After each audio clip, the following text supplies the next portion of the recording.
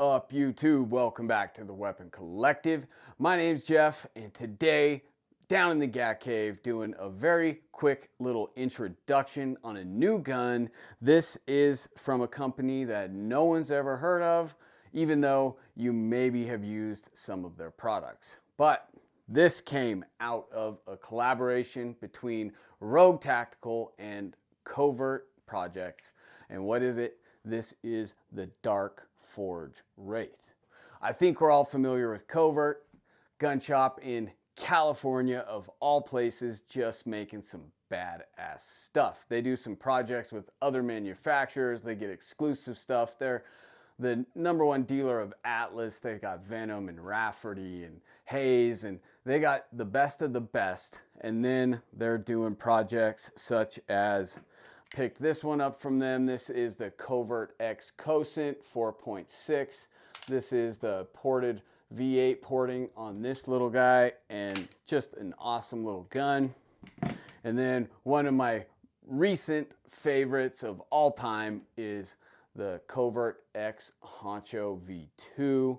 This was a partnership with Phoenix Trinity, and they made one of the flattest, the softest shooting guns I've ever used, and that is the Honcho, and it is just a beast. This thing is awesome. And I show you those just to illustrate what Kovert's doing. They are teaming up with companies making some very cool projects, this being one of them.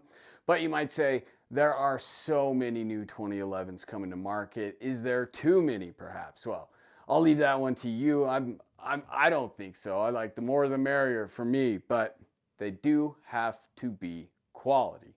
And some of those, they come out and you don't know anything about them. Just like this gun that I rolled the dice on not long ago was the Cardinal Arms G2. I didn't know anything about this company. I just saw this dead sexy gun and ended up rolling the dice and picking it up, and flat out, this is my favorite non-ported, non-comped gun in my whole collection. I love this thing. This gun ended up being total jackpot, and I'm hoping that this Dark Forge is the same. Time will tell. I did put a few mags through it today in an indoor range, which is, it's not like taking it out for a full day and getting a honest long-term assessment of it, but I got initial impression, and I'll tell you about that. But first, just like this Cardinal Arms G2, I didn't know who Cardinal Arms was at the time. They are a sister company of Optimum Manufacturing, who's been in the firearms industry making white label guns for many people in the industry. Basically, someone comes to them and has them machine and build many of their parts or the complete gun for them. And that is what Rogue Tactical has been doing. So it's not like they just are a startup and this is their first gun. They have been building firearms for many people for a long time. And this Kovert got involved and they came up with this project. This is a 4.6 inch ported pistol. This is the first release of 3 versions of this. So the 4.6, the one I have here, first let's look at these ports, because it has 3 on each side, and then it has these 2 ports in the top of the slide. So 8 ports in all. This was the first to hit the market, and this one has a polymer grip. Now they are coming out with another 4.6 that has an aluminum grip, and then they're coming out with the 5 inch, which is called the Reaper, and that thing is ported and comped. That's the one that I really want, the one that I'm most excited to get, but that's gonna be a little bit down the road. Hopefully not too long, but that is what I'm very excited about. So when this came out, I initially said I'm gonna wait and go with the aluminum grip. And then my impatience kicked in and I said, what the hell, I'll get the polymer grip on the 4.6 just so I can get it in my hands, and then I'll wait for the aluminum grip on the 5 inch. And so here we are. Like I said, I think this is the first one out in the wild, and it is a very cool looking gun. I will say that. I really like what they did here with the black and the serrations that dip down into the frame. You can see they carry on through here. All these slide cuts. Nice design on the top. It is a tri-top. And then you can see on the hood of the barrel, it says Wraith and caliber 9mm, and then Dark Forge over here on the side, if the lighting allows you to see that. For the highlights, I do like these little bronze additions on the mag release, the grip screws, and the magwell pin. I like that, the mainspring housing pin. So the only thing I don't like about this one is grip safety. I hate grip safeties. This one has it, but I believe that the subsequent models, the 4.6 with an aluminum grip will have a full delete, and the 5-inch with the aluminum grip will have a full delete. I think I will try to just get a different beaver tail that I can delete that at home. Other things I really like about this is obviously the porting. This is very nicely ported gun. The window cuts, just all the serrations in the slide. I really like that. The fact that they just deleted the dovetail and the front sight all together, that is my favorite setup. The Cardinals like that, my Infinities are like that, and the Honchos like that, and I'm just don't need a front sight for me. I'm running red dots only, and I'm not carrying these things. I don't want a front sight. So I like that a lot. Has a big oversized mag release, and I saw this and I said, I've seen that one somewhere before. So where? That is the exact mag release on the Sandviper. Even the same exact color. So, oversized can potentially be problematic for me because of my grip.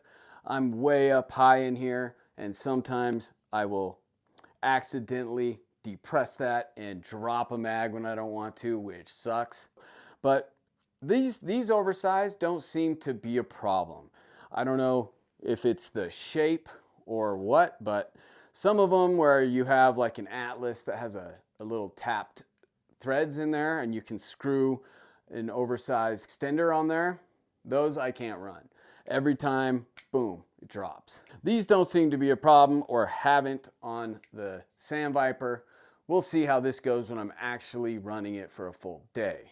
As I did mention, I put maybe 4 or 5 mags through this just a couple hours ago, and first off, I will say it was at an indoor range, which is not the same as being out on the outdoor running this for a day. I just wanted to get a sense of how these ports worked and how this thing shot. And I'm going to insert some footage here, just a couple, maybe a minute of this thing being shot at an indoor range. But before I do that, I will say when I first got this and hadn't put any rounds through it, that slide felt good, but it was tight. And now it is not like it's loose or anything, but it's just broken in very nicely, even after just 5 mags, so 100 rounds, and it just feels really buttery smooth. That's nice. Does have an Atlas trigger in it, and let's look at that. As no surprise, Atlas is a fantastic trigger, very defined wall, and very little take up, and then just maybe 2 pounds. And then the reset is perfect, and Atlas, of course, but I did measure this on my trigger meter, and I did 10 pulls, and it averaged just under 2 pounds. I will say, I think my meter runs a tad light. This doesn't quite feel like sub 2 to me. I mean, it's awful close, but it feels like 2, right around 2, maybe a hair more. because it's not those triggers that you breathe on and it breaks. I mean, it's light for sure, but you have to have intention. And some of these triggers I have that are such hair triggers, you take that slack out of the trigger and you think about it and it breaks. And this one, it's very light, but it's not going to break if you don't want it to, is how I would phrase it. And then another little feature that I do like is their slide stop here. It's a little bigger than most, has some nice texture to it. Still can't reach it with just my right thumb. My support hand can get in there very quick and drop the slide. I like that. And of course, I set it up like I set up almost all my pistols with Trijicon SRO Surefire X300 Turbo. And then what else do we have? This is the MJD polymer grip with their magwell. It is a nice magwell. I like the size and the aesthetic of that magwell. Does feel like those go in nice and smooth. Just a sexy looking gun if you ask me. And I am very excited about that 5-inch Reaper, but I am going to get this out on the range tomorrow and really get a sense of how this thing shoots.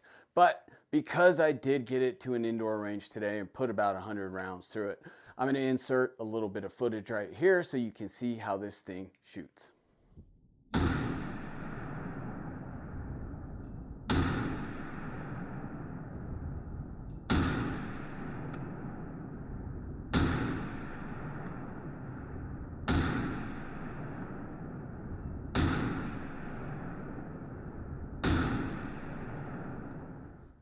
Okay, so these ports clearly work. It's a soft shooting gun, but there's something about being at an indoor range that just is hard for me to get an accurate sense of a gun. I think just because 99.999% of all my shooting is done on an outdoor range, even just how loud it is in an indoor range, this one in particular, it is deafening.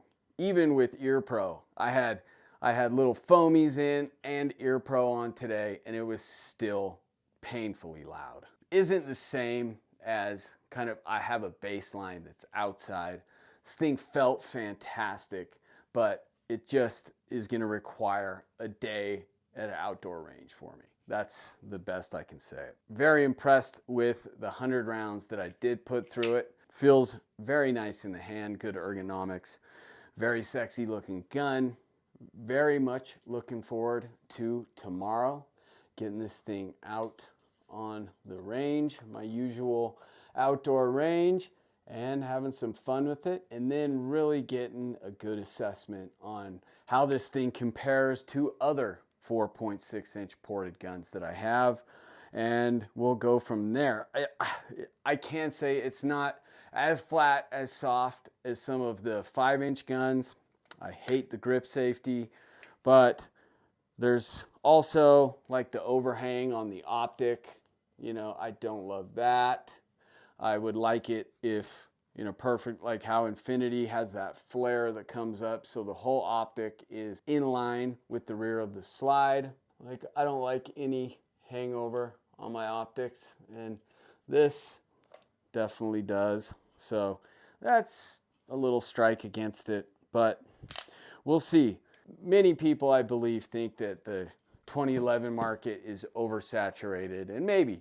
But for me, I'm always stoked. I think there's always room for somebody to come out and try to make their way into the market. We'll see. That is yet to be determined, but aesthetically, looks good. The few shots I put through it today, it feels good. Getting it outside on the range, shooting steel, that's really gonna be the proper assessment of it. But for that, we will have to wait one more day. That is it on the Dark Forge 4.6 Wraith.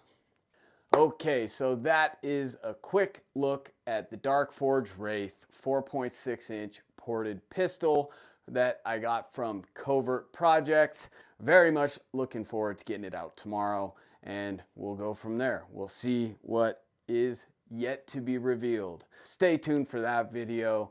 Comment, like, share, and most importantly, subscribe. I'm Jeff for the Weapon Collective, reminding you, keep your weapons collected and keep collecting your weapons. I'll catch you next time.